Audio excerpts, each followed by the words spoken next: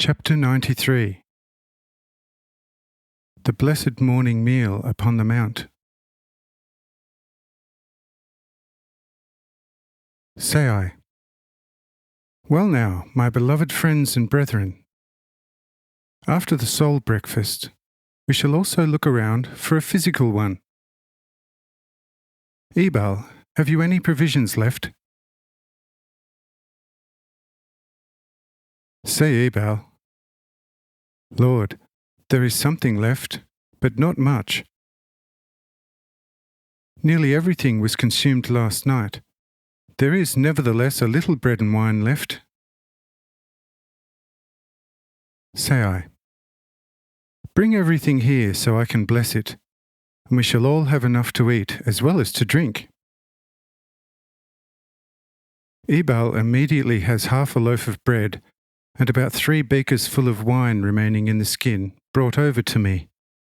And I blessed the bread and the wine, saying, Hand it out now, and if anything is left over, then we here shall also partake of breakfast.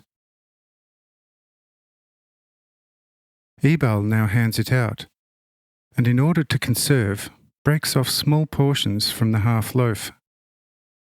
But the latter is not getting smaller. On seeing that the half loaf is not getting any smaller, notwithstanding his having passed it up to all mountain guests several mouthfuls, he starts handing out larger portions. Yet the half loaf is still not getting any smaller. Seeing the guests' appetite, he starts another distribution, breaking off still larger lumps. And having made the rounds among some 30 people who had scaled the mountain with us, he has a huge lump left in his hand, saying to me, Lord, this I have left over. Shall it suffice for yourself and Raphael and Jarrah and myself? Say I, just give it to Jarrah to serve up, then it is going to suffice.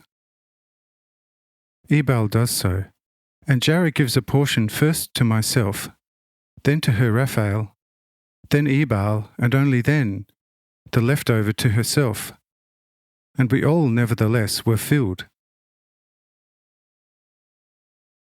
The centurion, however, noted and said, Why, friend Ebal, did you not include me in this last distribution? Did you judge me as insufficiently worthy?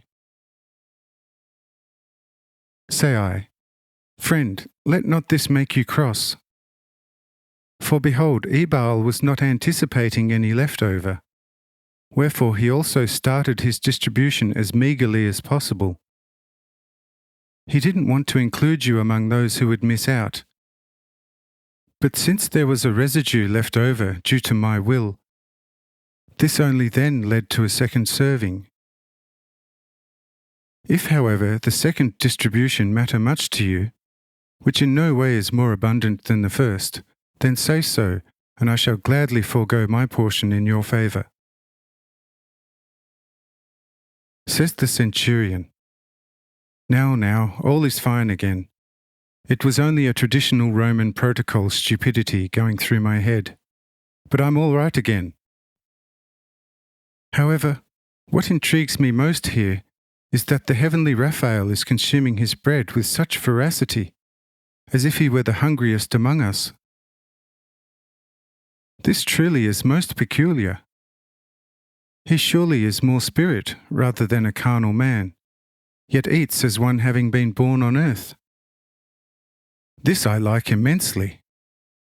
But I feel that the bread, although pure and very tasty, make thirsty, and hence I would like to have a little drink soon. Say I to Ebal, You could serve the wine now, starting with our friend Julius. Says the centurion, Lord, I beg you, be the first to drink, for some protocol surely has to be maintained at table. Say I, Indeed, I agree.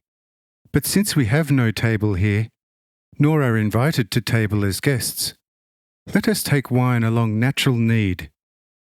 Let the thirstiest one drink first, followed by the less thirsty ones, each according to his need.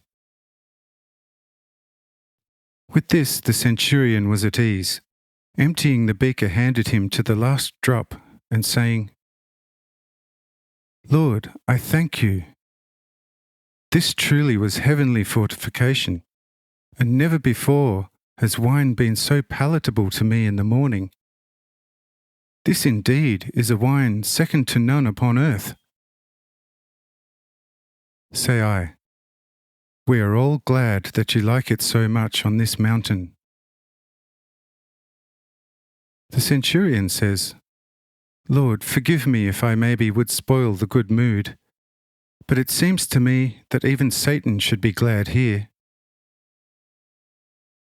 Say I, if you want to see and speak to him, he can be called here, and then you can see for yourself if he enjoys it. The centurion says, "If there is really a personal Satan, then let him appear here